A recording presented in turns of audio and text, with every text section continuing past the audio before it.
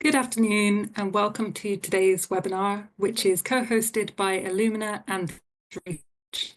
I'm for this webinar. I will give a brief introduction over to today's speakers. We will then have a brief introduction. We'll have a brief presentation from Anna Babayan before returning for the main talk from Anne-Sophie Pailhes-Jimenez, which should last for 30 minutes with 15 minutes at the end for questions. You can use the Q&A box to type a question at any time, but please note that all questions will be saved until the end of both talks. Finally, from me, I would like to tell you a little bit about the EACR. Many members already, so welcome back. If you've not heard of the EACR before and you work in cancer research, I invite you to join our community. You can find out more by scanning the QR code on the screen. We have 13,000 members worldwide across more than 100 countries. Anyone involved in cancer research, wherever they work, in any field, at any level. Over 99% of our members say they would recommend EACR membership to other researchers. We exist to support cancer researchers in their work and careers. That includes organising great conferences, providing access to different funding programmes, educational and career webinars, and tools to help network and collaborate. On top of all of the tangible benefits, for many EACR members, the best thing about membership is of an international community with the same shared goal, defeating cancer. Illumina is one of 13 EACR industry partners who work with us and support the work of the EACR. One of the ways we collaborate is to organise webinars like this one. So I hope you enjoy today's session and we look forward to seeing you at another EACR event online or in person in the future. I'd like to introduce today's speakers. First, we welcome Anna, who is Senior Marketing Manager in Cancer Research at Illumina, where she enables researchers to use established and emerging NGS applications to bring their research to the next level. Her postdoc at the University Medical Center Hamburg-Eppendorf focused on translational cancer research and liquid biopsy. Then we have Anne-Sophie, who is an R&D Senior Director at Angle Europe Limited, where she is responsible for all R&D laboratory activities and projects. She has over 15 years of experience in cell biology research in the biotech and biopharma space, and she is an expert in cellular biology and immunofluorescence technology. First up, we have Anna. Are you ready to turn your camera on and start sharing your presentation? Thank you so much for the kind introduction, Claire. And let me share my slides. All right, thank you so much. And hello, everyone. I'm very happy to be welcoming you today at our webinar. And as you heard from Claire, I did my PhD in liquid biopsy field. So this topic is very close to my heart. And this is what makes me very happy today to be talking about liquid biopsy again. And before we start, actually, I would like to share with you that both companies presenting today, Angle and Illumina, are partners in the European Liquid Biopsy Society. So I assume you all are interested in liquid biopsy, so please have a look. ALPS is definitely a very good society to keep up with liquid biopsy and everything related.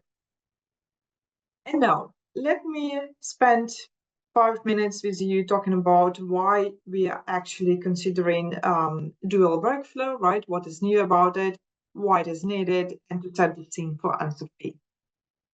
All right, when we talk about liquid biopsy, basically you can look at it as a universe in a blood draw. There are so many analytes you can be analyzing: circulating tumor cells, circulating tumor DNA, exosomes, tumor-educated platelets, London coding RNAs, etc., etc. And the list is growing, constantly growing. And as you can see on the slide, I also plotted omic layers, and on which layers you can derive information from this particular analyte. And it's easy to see the slide is very crowded. So there are definitely different omic layers where you can derive information from liquid biopsy analytes. So definitely the major 4, according to the central dogma of molecular biology, like genome, transcriptome, epigenome, and proteome. And it's also easy to see that every analyte provides kind of unique insights, right? So not one analyte can provide all insights in terms of omic information. But why does it actually matter, all this omic data? Because now, as we as a scientific community, as we generate more and more knowledge about cancer, about complex diseases, it becomes clear and obvious that this is definitely not one particular mechanism or one particular mutation causing these complex diseases, right?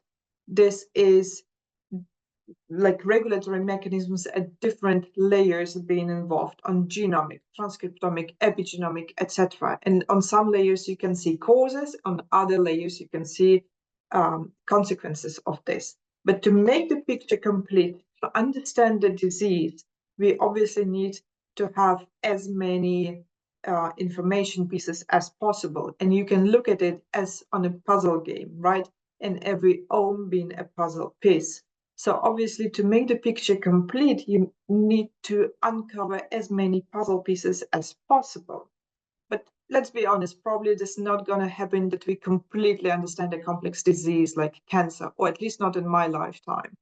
But as we go, as technology becomes more and more, enables more and more, right? And as we generate more and more data and knowledge, we can add all these different puzzle pieces and make the picture as complete as possible. And why it matters? Because with more insights and more understanding, we can actually fuel this cycle of translational medicine and translational cancer research, right? When you take knowledge from research and development, you look into biomarkers, you look into drug targets, you develop potential drug candidates, and you go into clinical trials. And you can actually accelerate this with multi-omic, so truly multi-omic studies. When you look at genome, for example, epigenome, transcriptome, proteome, you see the interactions, and you can identify and crystallize this potential drug biomarkers and drug targets. But also from clinical trials, when clinical trial, for example, fails, you can take samples, you can analyze them again in a multi-omic method, actually to understand, was there any other mechanism of regulation which was potentially overseen, right? Why a potential drug candidate failed? What was the cause of dysregulation there? And then actually this knowledge brings you again to the research and development, so basically to the bench side, and gives you additional information actually to start this forward translation again. And where we see a very particular role for liquid biopsy is in the drug development pipeline, right? So what I put here on the slide is all the stages of the drug development pipeline, and also the areas where liquid biopsy can be of particular interest. And this is definitely pharmacodynamics.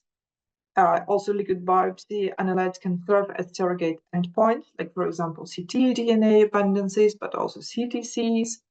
And liquid biopsy analytes can definitely provide biomarker-based enrollment or therapy guidance for drug discovery pipelines in clinical studies. And of course, this is what we see quite a lot in the clinical practice is CDX. So this is where ctDNA is quite often used for CDX. And where I see the role for CTCs quite a lot, and this very prominent role, is definitely in the drug development pipeline. And why that is because CTCs is a very unique analyte. So here I put on the slide 3 major analytes. I mean, you can of course have debates about what are the major liquid biopsy analytes, but for the sake of today's presentation, I decided to speak about ctDNA, proteins, and CTCs. So again, it's quite obvious when we look at everything what you can do with this analytes that CTCs, they bring the most potential, right? You can have information on the genome, transcriptome, proteome, and transcriptome level from CTCs, but you actually can also do functional studies. You can do CTC-derived xenografts. You can do drug testing. These cells are viable. These are living cells. So you can do everything what you cannot do actually with formalin-fixed tissue, and what you cannot do with ctDNA or proteins, for example. But there is no a debate about one analyte versus another, right? All analytes are highly complementary, and the information provided by every analyte is definitely needed to understand cancer better and to ultimately have better treatments for cancer patients. So we as a company, we are committed to developing and providing the best analytical tools possible. And with recent additions to our portfolio, such as Illumina cell-free DNA prep with enrichment for ctDNA analysis and Illumina protein prep for proteomic analysis at scale, we enable even more insightful liquid biopsy studies. Now, coming back to what I said just before, right? It's not a debate anymore. It was a debate when I was doing my PhD like 8 years ago, but now we know that CTCs and ctDNA provide highly complementary insight, and it's definitely beneficial to get information from both analytes. But the key here is that you actually need unbiased comparison. You need unbiased methodology that enables you to compare apples and apples and not apples and peaches, right? So here, what we have in our portfolio is Illumina cell-free DNA prep with enrichment. And as you can hear it from its name, right, it was developed for ctDNA analysis. But we also did our homework because we know quite a lot in liquid biopsy studies. It's quite often asked whether you compared your findings to primary tissue or metastatic tissue. So we made this workflow compatible with formalin-fixed paraffin-embedded tissue. And today you will hear from Anne-Sophie, who did fantastic work with her team at Angle by actually adapting this workflow and making it work for circulating tumor cells.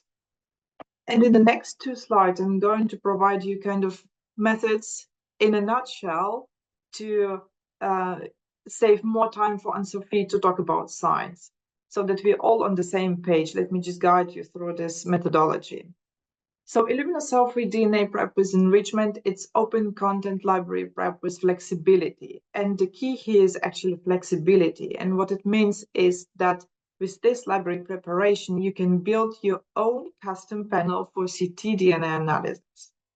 And custom means from small to big to very big to whole exome, whatever you want. And you need only 20 nanogram input of DNA, and you can go down to 0.2% variant allele frequencies for single nucleotide variants. But we also did our homework here because we know not everyone wants to develop custom panel. So we pre-designed a 79 gene panel covering actually most relevant genes involved in tumorigenesis and in solid tumors. And with this panel, you can actually achieve all the specifications we have on the product. And as you see, as I mentioned, you need 20 nanogram of cfDNA and 40 nanogram of FFP material to be able to achieve very good variant allele frequencies for detection. And as we speak about this product, Claire will be posting application notes on this application into chat, so have a look. But now I hope I could give you a good basis to understand what Anne-Sophie actually will be talking about in terms of methodology. And Anne-Sophie, over to you. Thank you very much, Anna. So, hello everyone. Thank you for attending this webinar. I will share my screen now. I hope you can all see this. So, once again, thank you all for joining. Today, the goal of this talk is to explore the dual analysis, as Anna introduced, to have the dual analysis with circulating tumor cells and circulating tumor DNA. So this is my disclaimer. So I will just go back a bit on what Anna mentioned about the benefit of the liquid biopsy and what that means, because I think it is important to understand the rest of the presentation to have this same understanding. So the liquid biopsy got a huge potential through the patient care pathway. So starting with the screening by looking at potentially a risk of the disease, the prognostic, and the overall survival through the patient path, basically, with potentially going back, as Anna mentioned in R&D, to develop new biomarkers and all treatment monitoring with treatment selection and treatment response potentially.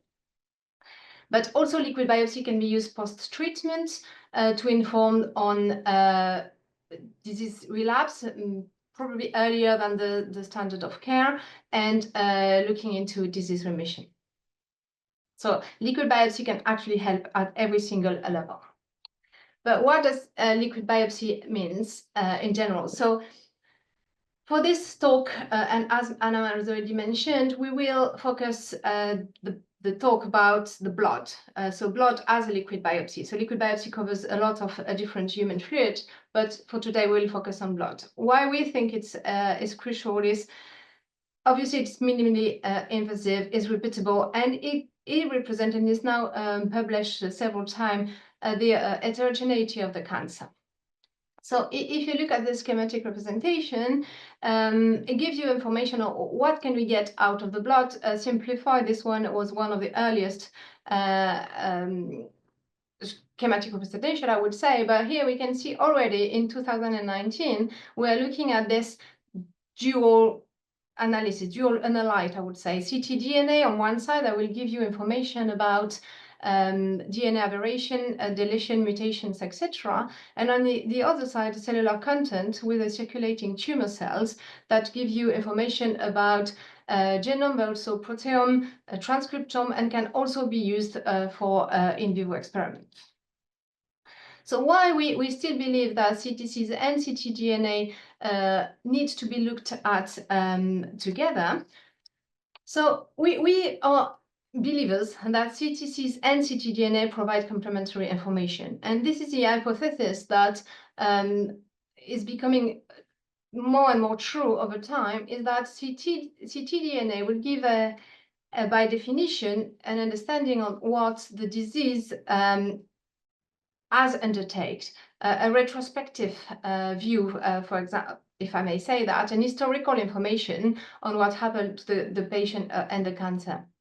While CTC is providing more what is happening and what will happen, a prospective insight to take the word from Professor Evileanede. What's coming, what is undertaken, and what's coming. So we think that by doing this analysis on the ctDNA and DNA from CTCs, we can have a view of the cancer progression over time.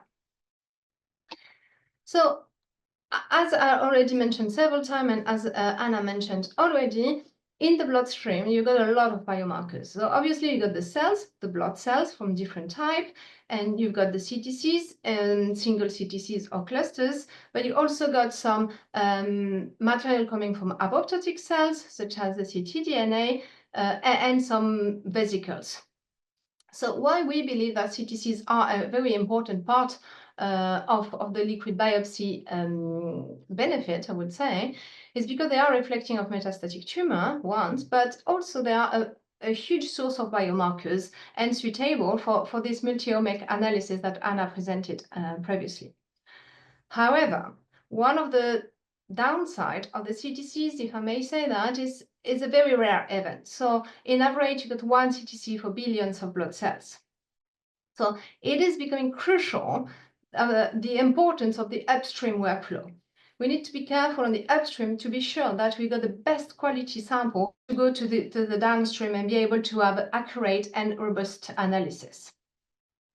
So for that, Angle developed and commercialized the Parsortix system. So the Parsortix is the first FDA-cleared and CIVD medical device for the capture and the harvest of circulating tumor cells from metastatic breast cancer patients for user-validated subsequent analysis.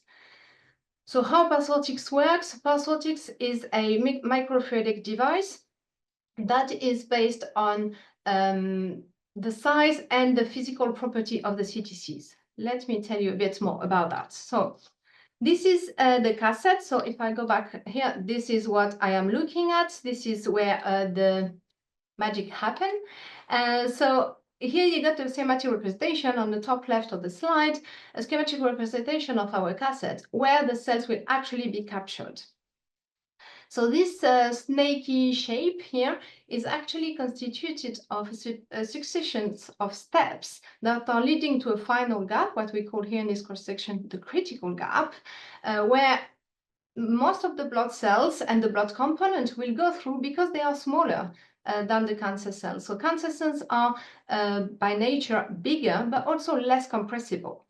blood cells, they used to go through vessels, they used to go through very small vessels in the human body, while the cancer cells is a little bit less, and especially cancer circulating tumor cells coming from solid tumor. So the cancer cell will get stopped in one of those steps alongside this snaky shape that you can see here. Then when it comes to the point that you want to harvest those cells, to recover those cells, you can just ask from the Parsortix instrument to push the flow from the outlet to the inlet, and then the cells and the CTC clusters can be recovered in a buffer. So let me dive a bit more into the workflow. So going back to this idea of a dual analysis of biomarkers that are present in the plasma and the cellular component. So a few years ago, we had this idea of, if you got biomarker in the CTCs and you got some biomarkers in the plasma, can we do both? So Parsortix has been developed to be used with whole blood without pre-processing of the blood. But we were wondering, and can I remove the plasma from the blood before processing, so I will have access to actually 2 samples in one? So we did a study showing that, in few words, yes, it is possible. So what we've done here, we process side-by-side sample from patient samples, so real sample, where we remove for one tube the plasma, and for the other tube, we keep the blood and not pre-processed, so directly on the Parsortix technology. And what we show here, that there is minimal impact on the CTC content when the plasma is removed. So here I just forgot to mention that the plasma has been removed as per standard process. So we are expecting the plasma to be in a good quality as well. So when I was saying no impact, there is no impact in terms of number of CTCs, in terms of phenotype of the CTCs, in terms of size of clusters as well. That means it's not because you're centrifuging the blood before processing that you will induce, for example, a lot of clusters suddenly. No, that is no impact on the size of the type of the clusters, and also there is no impact on the morphology. So if you're interested more about this study, I'll invite you to follow this link. But basically, this proof of concept show us that, yes, basically you can get access to this cell-free material, cell-free nucleic acid, as well as a CTC from a single blood tube. So then the next question was, can we allow for the dual detection of some targets or variants we may actually have an impact on the patient care? It's not just can we physically do it, but would we actually get something for the clinic, something that we can potentially use in the future to help with patient care? So as Anna mentioned as well, we were thinking that it's important to use the same downstream analysis for those two, comparing apple to apple, as Anna mentioned. So what we've done for this study and for the rest of the presentation, we collected blood in one EDTA tube. So we took one EDTA tube from one patient. We separated the plasma by centrifugation, and the rest of the cellular components were separated using the Parsortix instrument. Then DNA were extracted following a separated kit, obviously, because one requires a cell extraction of the DNA, while the other one is extracting cell-free DNA. But then both DNAs from both different analytes were used to prepare libraries using the Illumina cell-free DNA prep with enrichment. Then those libraries were sequenced by Illumina NextSeq 2000. For this study, we worked with a customized panel of 79 genes. This technology, as Anna mentioned again, this technology allows for a huge flexibility and allow us to target really the genes of interest in the panel. So as a proof of concept, here we first decided to check, is this technology, is this Illumina cell-free DNA prep with enrichment enable CTC testing? Because as mentioned already, yes, it was developed for the cell-free DNA. It's been made possible on the FFPE samples, but in CTC, that is quite unique. Can we actually do this? So what we've done is we use 2 different cell lines with a set of mutations, so they're non-mutation, published and checked with orthogonal methods.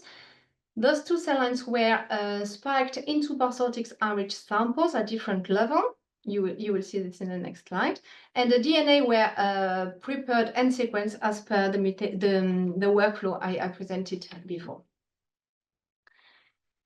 So here first we were really positively surprised to see that all the mutations were detected with only few cells spiked.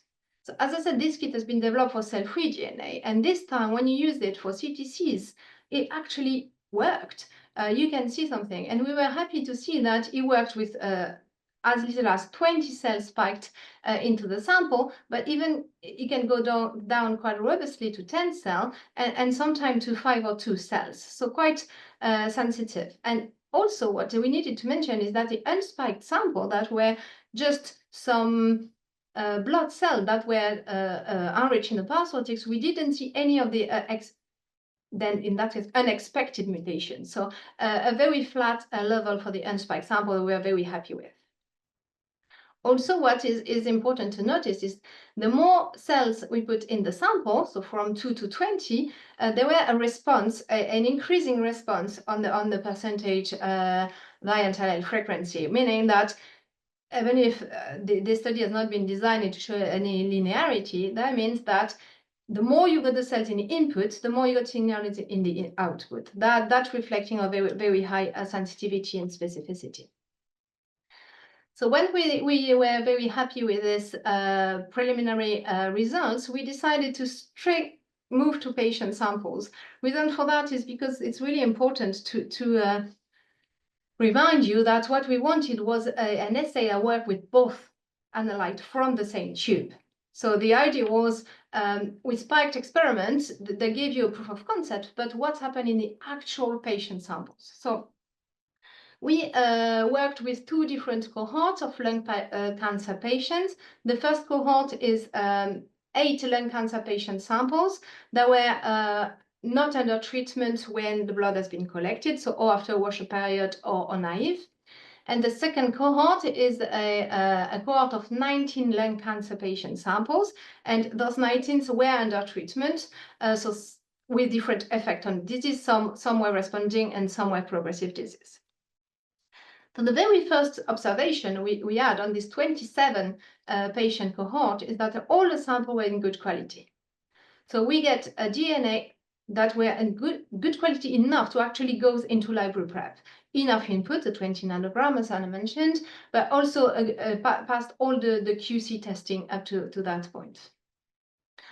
Overall, I'll give you a little bit of a teaser what's coming, but 93% of the sample we tested, so it's 27 patient times 2 because there is a ctDNA and the CTC, show at least one oncogenic gene, detected. So let's dive into the data a bit more. So on the first cohort, remind yourself, the first cohort is a very small cohort with eight samples with no treatment. So for this cohort, we were expecting quite a high level of CTC, or at least on a higher range, which is what we measure in a parallel sample. So we didn't measure the CTC in this sample, but in a same patient, same time, but in another blood tube. And we had an average for this 8 patients of approximately 50 CTC. All those patients, when we process their ctDNA and their CTCs, show oncogenic mutation in both of the analytes, 100%. If we look at which kind of mutation, so 32 genes, so approximately 40%, if you remember that there are 79 genes in this panel, we detected 30 genes and for a total of 74 different variants covering those 32 genes. And you got some example of those variants in this table. And if we look at the distribution, because just to remind you what the scope of this project was to see, can we actually do both of these analytes and is there any impact? What would we see? We see that if you look at the genes that were detected, approximately half of them were present in the cell-free DNA fraction, as well on the CTC. But more importantly, when we looked at the genes that were expressed or on a cell-free DNA or on the CTCs, you actually found that 2/3 of those ones were actually expressed in the CTCs and 1/3 in a cell-free DNA. And even more importantly, when we looked at the actual mutations, so the 74 variants detected, only 8%, so approximately 6 of them, were actually found on both analytes. But all of the others, so a total 68, if my math is correct, were or on a CTC or on a cell-free DNA, approximately equally distributed, which goes in a right direction from our hypothesis, which is actually from patients that are or naive or in progression, you can actually see that you got a picture of what happened, what is happening, and what will happen here. So now we looked at the second cohort, so the second cohort of 19 patients. So here, as I mentioned at the beginning, those patients were under treatment. So some of them are responding, some of them in stable disease, for example. So here the CTC median and average were much lower than previously, around 4 for the average. Here, which goes with the information I just gave, 90% of the patients show at least one oncogenic mutation in the CTC only fraction. So similar calculation than previously. Here we had approximately 50% of the gene detected, so 38 out of the 79 present in this targeted panel. And if you look at the genes, most of the genes were present in both, but still a third approximately of the genes were distributed between cell-free DNA and CTCs. And similarly than previously, when you look at the actual mutation, you find that half of the mutation detected were only present on the CTCs. And here again, you got some example on which mutation has been detected in which analyte. So just as a sum up here, when you look at the full cohort of those 27 patients, we detected 43 different genes covered by 200 and approximately 50 variants in this specific cohort. And here again, this diagram shows that actually when you analyze both analytes from the same tube, so CTCs and cell-free DNA, you actually uncover much more target, twice as many mutations if you include the CTC than if you do what is standard for liquid biopsy at the moment, that is cell-free DNA. That just gives you then access to much more mutation that could potentially be investigated and ultimately be used as potential biomarker. Just to validate this, because it was quite novel to be able to use exactly the same assay for both analytes, we decided to change the technique and use a different technology. So we use a third cohort, a small cohort under treatment, so very similar than the second cohort of 19 patients, but this time only 10. And we use a different technology that is a pan-cancer technology this time, so not lung-targeted, pan-cancer NGS panel, and with a different technology, this time it was a blocker displacement amplification. And what is important to highlight here, I won't go to the very specific of what we found, but in a nutshell, we confirm the utility of using CTCs as well as cell-free DNA. If you look at this diagram on the mutation, more than 2/3 of the mutation found in this cohort were actually shown in the CTC fraction. So doing both analytes from the same patient open a completely new window of research, but also of potential clinical application. So as a conclusion, I hope this proof of concept study convinced you of the potential of looking at cell-free DNA and CTC from the same sample. I repeat myself, but that's very important. And I give you that reassurance that CTC can provide a unique detection of this potential actionable target in most of the patients we tested in this study. But to go back to Anna's presentation, the ctDNA gives you a huge number of potential and not potential actionable targets, but the CTC give you access to a lot more biomarkers. So obviously DNA abnormality is one of them, as I presented today, but you can also access the RNA expression, the protein expression, and potentially do other functional testing.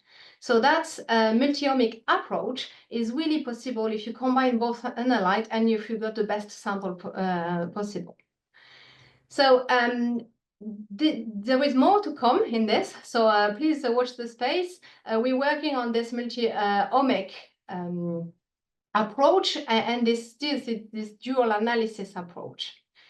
So just a brief conclusion here, just to say that parsortic system is allowing for CTC enrichment, and by using plasma and cellular fraction, you got a completely new window and a possibility of accessing potentially new biomarker that may help guide patient care. So thank you very much for your attention, and I'll leave Claire introduce the Q&A session.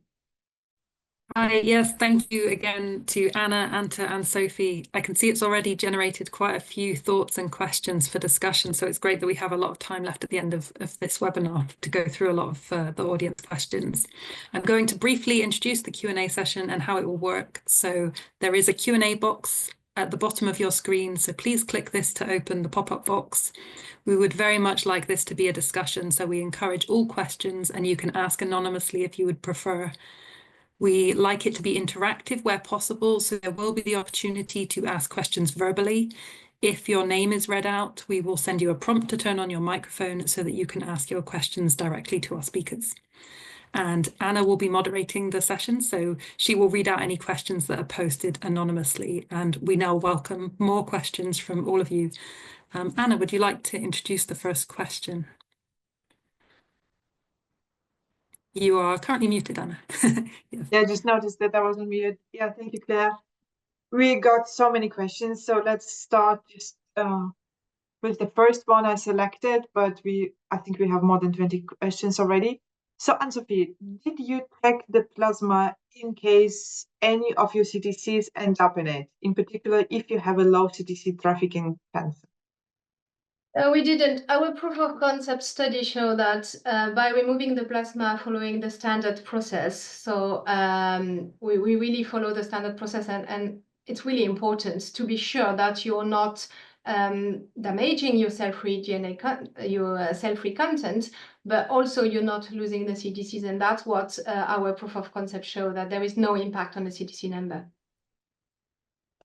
Related question. For your DNA extraction of CTCs, how much contaminating cells do you have? So in the parsortic harvest, we've got a background of white blood cells. Those cells, so this is the word contaminating, but they are not necessarily contaminating. They may be of interest. So we've got approximately 1.5 to 1% of the CTCs in our parsortic harvest. And this purity, this low purity, some may define it as low, doesn't prevent us for detecting the oncogenic mutation. Mm-hmm. Thank you. The next one, have you used any blood stabilizing tubes? And if yes, can you recommend or comment on what tubes are compatible with parsortics? Yes, that's the answer to the first question. Yes, we use the different tubes. Most of the tubes, as long as they don't make the blood clogging, will work with parsortics. So most of the most common tube will work with parsortics. In this particular case, because you're looking at DNA, this is important to take a tube that protect the DNA but allow for the extraction. We use EDTA in this particular case because that's what we found give the best DNA quality, but we also tested other tubes such as the Paxgene tube that is working with this workflow as well. Mm-hmm. Thank you. At what step is the plasma removed for cfDNA? Could DNA from CTCs been damaged or lysed in the chip and be contributing to the cfDNA? No, the plasma is removed prior to blood separation. So that we were very, very carefully not changing how cell-free DNA is actually obtained. So as soon as the blood is collected, we centrifuge as per recommendation, and we store the plasma as per recommendation, so -80 or whatever it is. So it cannot be the case that the CTC damage in the process get into the cell-free DNA. That's not something that is possible in this workflow. Thank you, Anne-Sophie. For the next one, I would like to give opportunity to the author to ask his question himself. So Jeffrey Gilgill, if you want to unmute yourself and ask the question. Can you hear me? Yes. Thank you. Hi, yeah. So I'm a clinician working in South Devon, and so it's a relatively small size cohort that you've used in this. Are you going to repeat that with a bigger cohort, independently verify your results, and do the same work with other tumour sites? Because it strikes me as it could work for everything. Yeah, absolutely. So this is a very small cohort, and we're very aware of that. But we wanted to do just a proof of concept. We've got something like 1,000 of samples in the freezer waiting for us to analyze. So yes, watch the space that's coming. And yes, we are also looking at other tumor type. So typically we know this workflow works as well with breast cancer, prostate cancer, ovarian cancer. And I think there is another question coming asking if that's typical to lung, the results that we've seen today. So let me answer this one at the same time. No, it's not just for lung. This is the kind of distribution between CTC and ctDNA we can see in the 4 cancer types I just mentioned. So breast, prostate, lung, obviously, and ovarian. Thank you. Can I ask another question? Which is, were there, essentially, I'm just, did you identify therapeutic targets or prognostic targets in the CTC sample that you didn't identify in the circulating tumour DNA samples? And yes, I appreciate that the sample size is small, so you can't really draw conclusions from it. But yeah, just interesting. Yeah, absolutely. The sample size is small, as you said, but we got data that are coming on a daily basis, and thanks my team that's feeding into that. They didn't have time to together, but the answer is yes. We can see EGFR mutations into the cellular fraction and not in the ctDNA for some of the patients. In breast, for example, we can see some ESR1 mutations. We can see some KRAS mutations. So yes, there are some actionable targets that are present in the ctDNA for some patient and then not present in the CTC fraction for some patient and not in the ctDNA. Thank you. You're welcome. Thank you, Jeffrey. The next question, again, Carl Eterndi, if you would like to ask your question yourself. Looks like they might not have a microphone. Yeah. Okay. So the question is, I wonder how this approach could be useful in the case of poor content liquid biopsies like cerebrospinal fluid. So very interesting question. I cannot comment this approach, this specific approach I presented today, because it's not something we tested yet. However, we know in those kind of sample that there are some CTCs and there are some biomarkers circulating. So we are just about to start, starting in the next couple of weeks, a study on this one using this approach. Right now, I cannot comment on this one because it's not tested yet, but once again, watch the space is coming. Thank you. The next question is from anonymous attendee, so let me read it. Have you used your approach also in the cohort of healthy controls? And have you confirmed the mutations found in matched primary and metastatic tissue? And if no, why?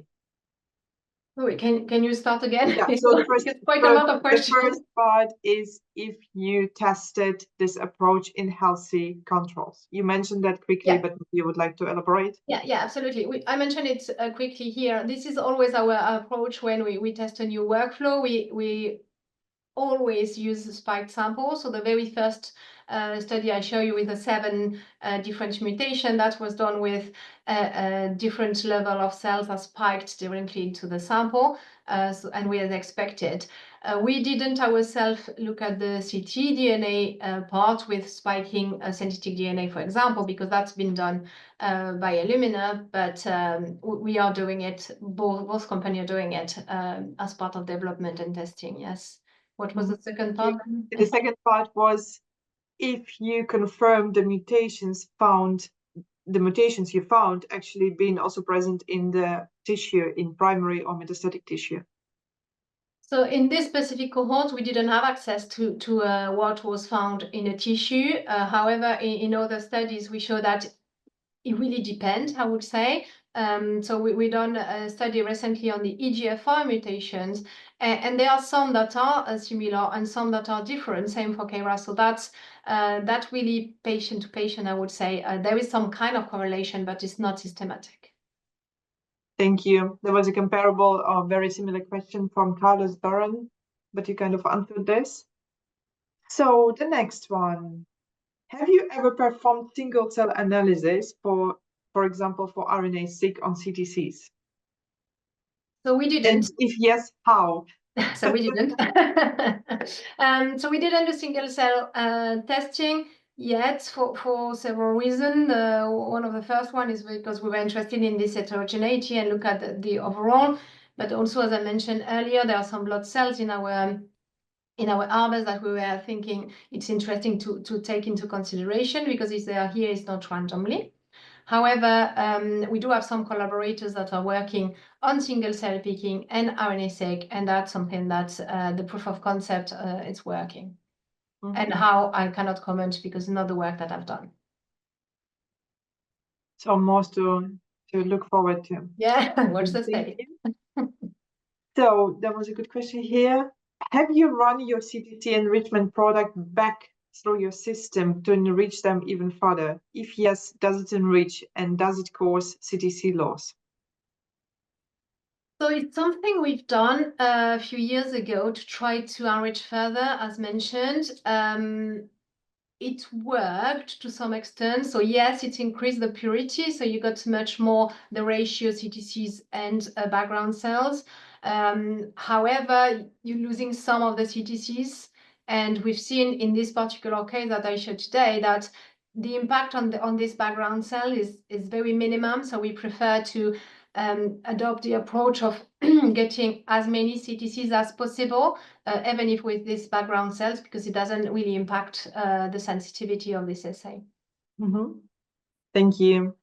I see the next great question I would like you to answer. It's from Syed Hannah. Syed, if you would like to come on stage and ask a question. Hi, thank you. Hi. Thank you for giving this opportunity for me. It's about CTC. CTC circulates usually with platelets. So when you were sharing this filtration through some layers, is there any strategy or method that can consider this platelet might cause repressing from flow and from the cells that shows that the cells, cancer cells, are so huge? That's why they can be filtered. And what have you ever considered this platelet, that they always have adhesive and they have attachment to cancer cells? Thank you. Yeah, that's a great question. Thank you very much. We yes and no. This is the questions. So in this particular case, we didn't treat for platelet depletion. So our system will eliminate the platelets that are in circulation because they are extremely small compared to the CTCs, and will go through the gap. So this filtration method, the parsortic system, will eliminate the one in circulation. The platelets that are sticky and attached very much to the CTCs, those ones, we didn't eliminate them in this study. Great. Thank you. Thank you so much. Yeah. So the next question. How did you get down to the accuracy of 2 cells per spike in? And that we did this years of practice.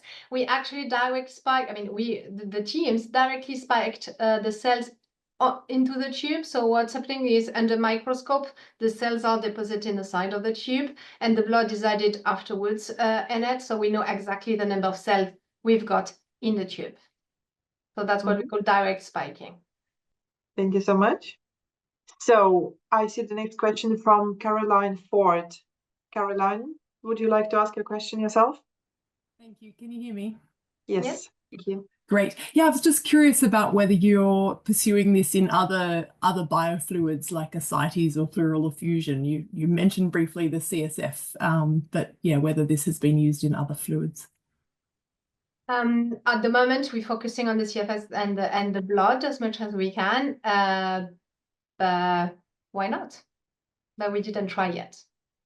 Thank you. Thank you. Okay, the next question, anonymous. What about mRNA and protein detection in CTCs? How much is it feasible? mRNA is completely feasible, proteomic as well. So we do have other tests that look at the protein expression by immunofluorescence. And if you're interested, feel free to visit our website for that. And we've done some RNA testing. So that's what I mentioned in my conclusion slide. This is coming, this multi-omic approach is something we really believe in. So what we are currently doing is to be able to do from one single blood tube, the cell-free DNA, the DNA from the CTC and the RNA from the CTC as well. So all the three together, that's what's coming next. Thank you so much. So coming back to mutation analysis and discordance between CTCs and ctDNA, did you check whether there was a technical reason that the mutations differ so much between CTCs and cfDNA?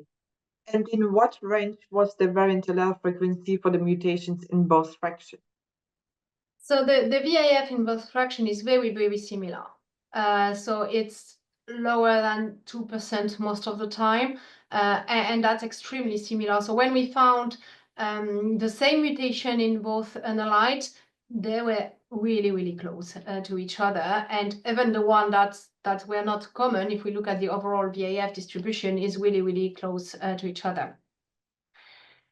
Did we check if there is a technical reason for the mutation to differ?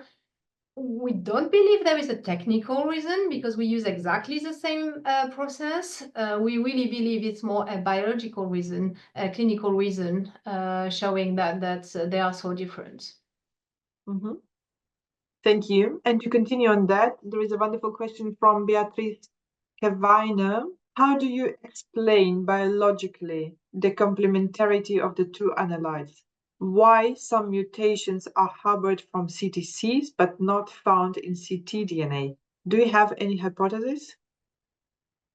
So yeah, I've got hypothesis. I want to highlight this. This is hypothesis, and this is just our explanation at Angle and some of the clinicians and KOL we're working with.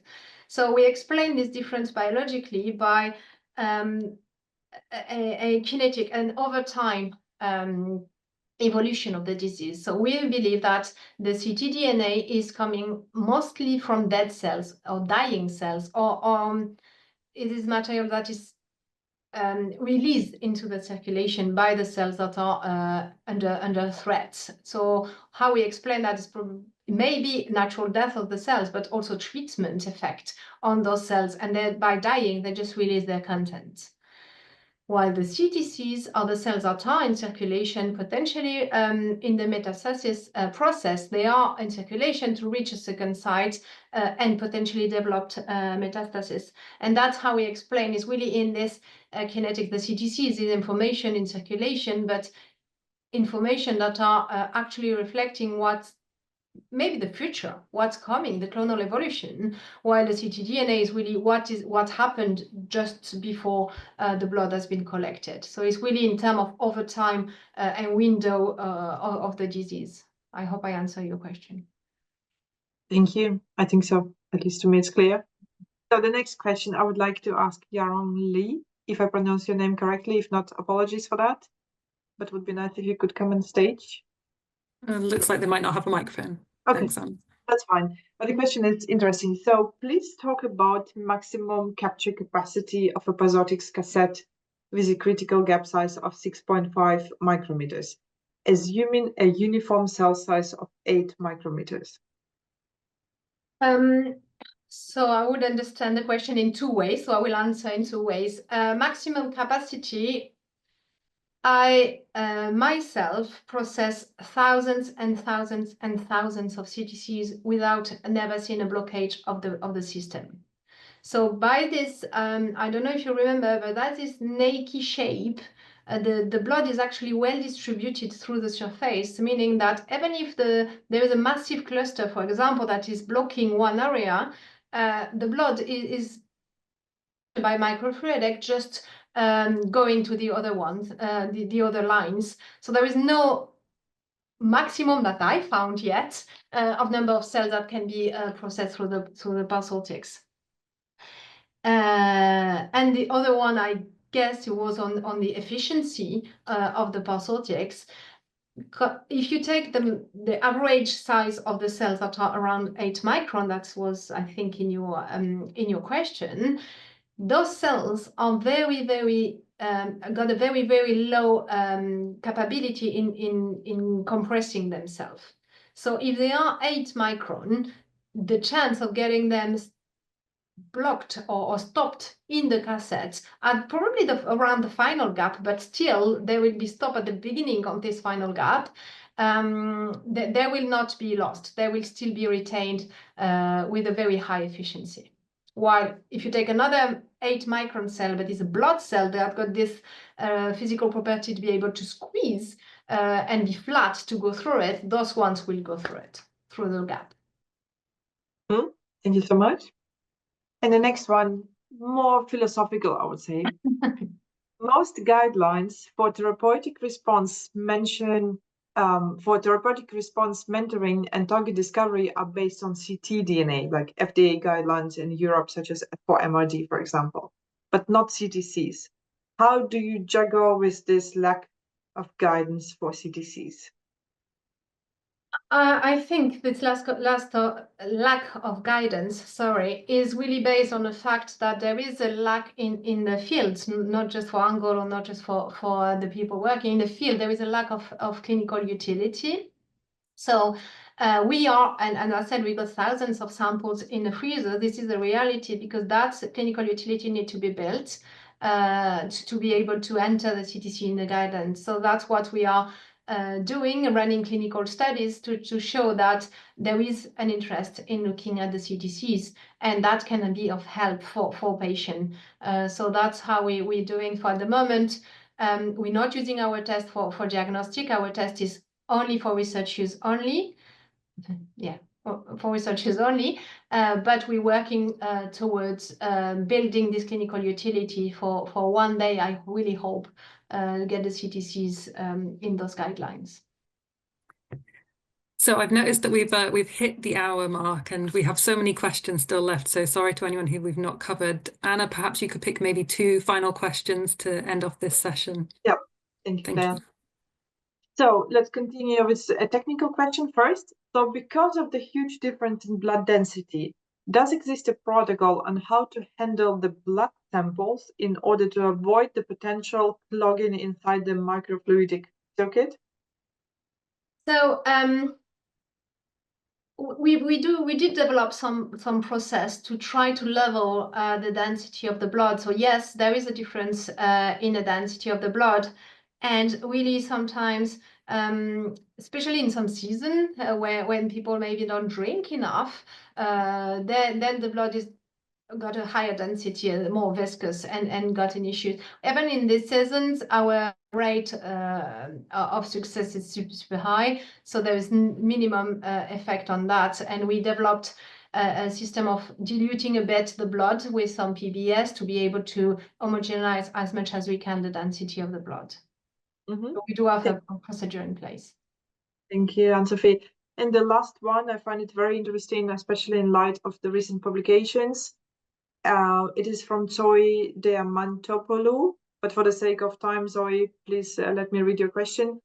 Could you provide some additional information on how the numbers and size of CTC clusters are affected by the certification step to separate the plasma?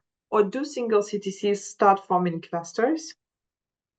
Yeah, thank you very much. That was a question I had myself when we started there, saying, oh, I'm not sure, because the centrifugation, by definition, everyone that's running in the lab, they know that you got your cells that form a pellet, some kind of pellet, and then are we not making up those clusters? And that's why in a proof of concept I presented, and so I recommend if you go back to the slide when it will be in demand, there is a link where you can see this data.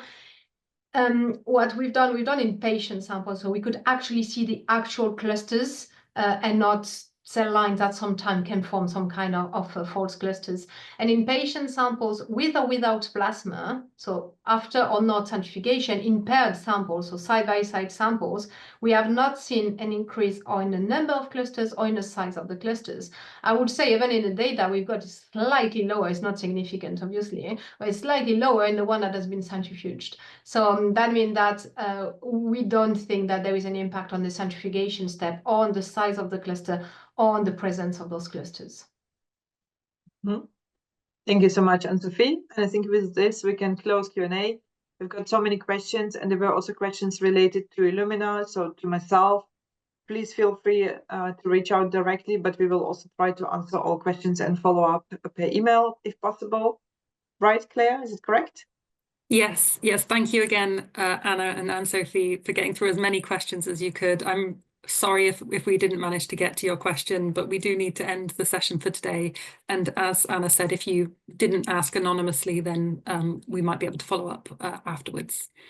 So I'd like to thank everyone who's joined us today. We will send a short survey around in the next few days, and we'd really appreciate your feedback, as this helps us to improve future EACR virtual events. And it's also useful to get some ideas from you about topics and themes that you would like to see in future sessions. We will aim to make the recording of this webinar available, and we will send all participants a link to this by email when it's ready. The EACR plans monthly webinar sessions, some public and some exclusively available to our members. You can check the events page on the EACR website, eacr.org, for full details. You can also check out our upcoming in-person and virtual conferences. Our flagship Cancer Research Congress takes place every June, so you can save the date for the EACR 2025 Congress in Lisbon, Portugal this summer. We also have upcoming smaller conferences on focused topics such as immuno-oncology and cancer neuroscience. Travel grants are available for student and early career EACR members and researchers based in countries with a low or middle income economy. So I want to just say thank you again to Anna and Anne-Sophie for a great webinar today. Is there anything either of you would like to say before we end the session? I would like just to thank Anne-Sophie and Engel for this wonderful work and collaboration. Thank you so much. Yeah, thank you very much for the opportunity for presenting our work today. So thank you all for joining. We hope to see you again very soon, and enjoy the rest of your week. Goodbye. Goodbye. Bye.